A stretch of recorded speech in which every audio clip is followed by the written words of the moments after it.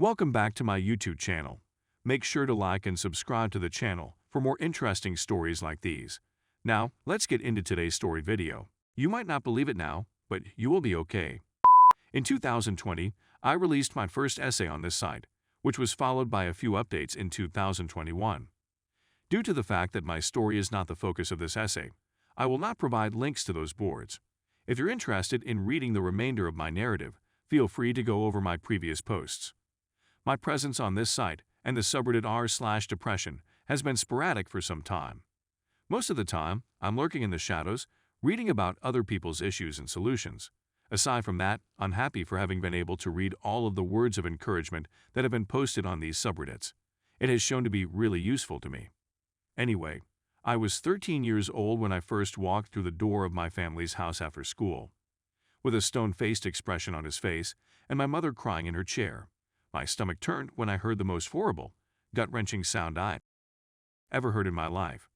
Her brother had just committed suicide as a result of his wife's extramarital affair. That day will be etched in my memory for the rest of my life. Grief had sliced me like a dagger from my mother's side. I had no intention of causing such distress to my family. As a result, even when my depression grew severe, I never contemplated ending my life.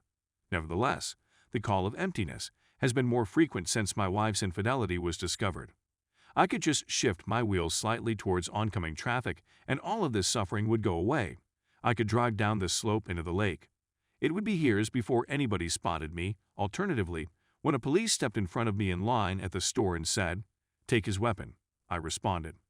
These recurring thoughts terrified the living daylights out of me. I understand that they are natural, yet I used to consume them on a regular basis. As a result, I started doing things to keep my mind busy. I picked up my camera and started shooting again. I went out fishing once again. My gaming session was resumed.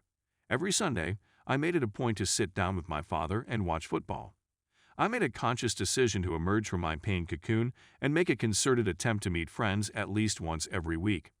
I stopped letting the events of the past to dictate my current and future actions. My wife was having an extramarital affair. We are no longer legally married in the eyes of the law. That way of life is no longer available, and it will never be available again. This does not, however, mean that my life has come to an end as a result of this. Beginning the journey back to health and wellness may feel difficult when you're just started on the road to recovery. At some point in everyone's life, they experience a phase in which it seems like the world has come to an end. Totally. Because your chosen life partner has deceived you, you have nothing to look forward to or strive for in your newfound freedom. The phrase "time cures all wounds" will be repeated to you by friends and family members. In their statements, they are only partially correct. For this method to be successful, you will require time and effort. As someone who has gone through the procedure, I can assure you that it will not be completed overnight. There is no such thing as a magic button that can be pressed to perform a miracle. Although it may seem insignificant if you start doing the little things, such as eating and sleeping well, getting out of your own head and spending time with friends and family, or even alone outside, rekindling old interests and discovering new ones, you will quickly realize that you haven't had a negative thought in a week or more.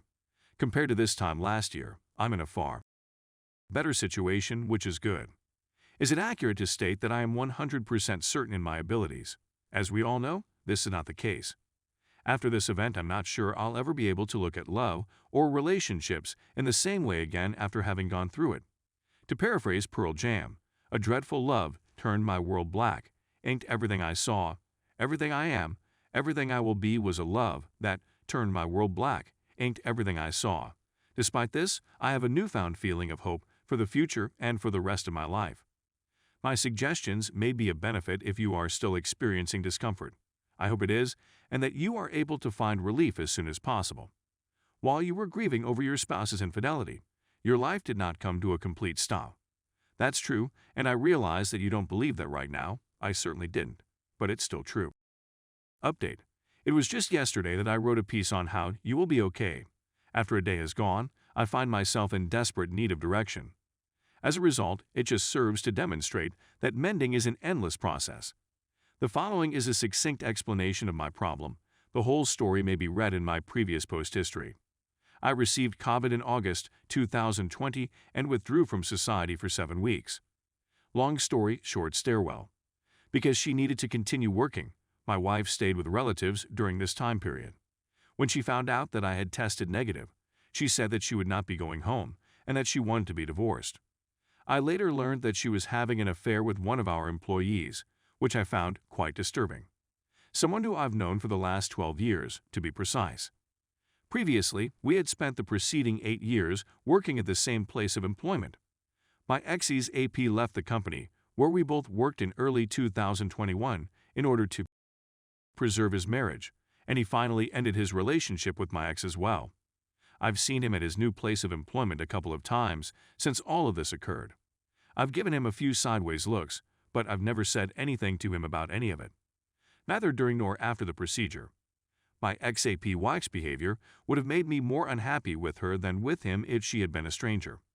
However, I've known him for the previous 12 years and consider him a friend. I've always considered him to be a good friend.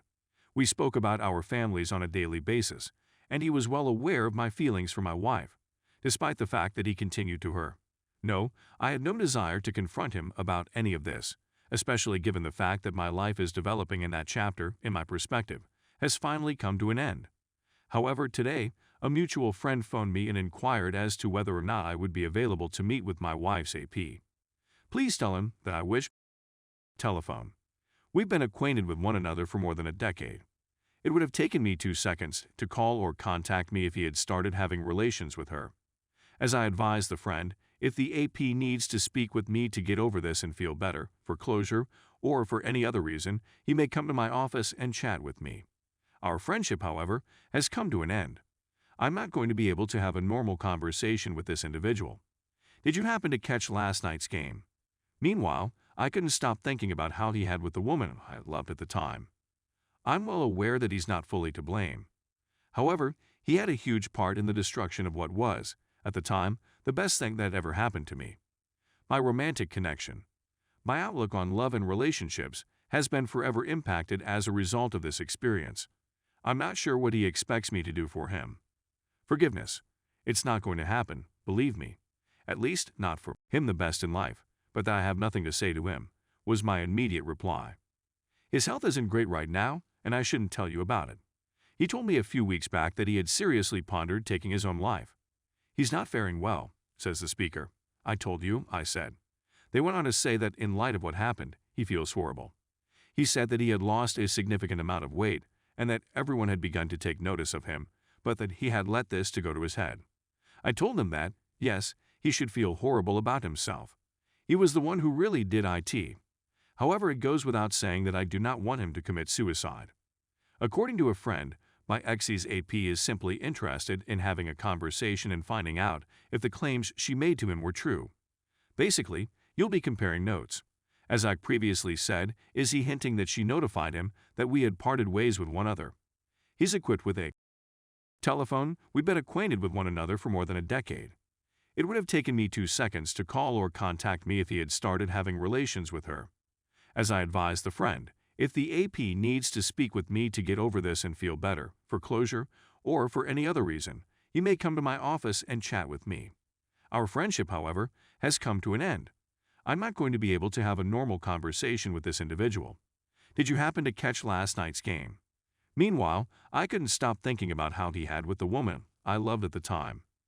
I'm well aware that he's not fully to blame.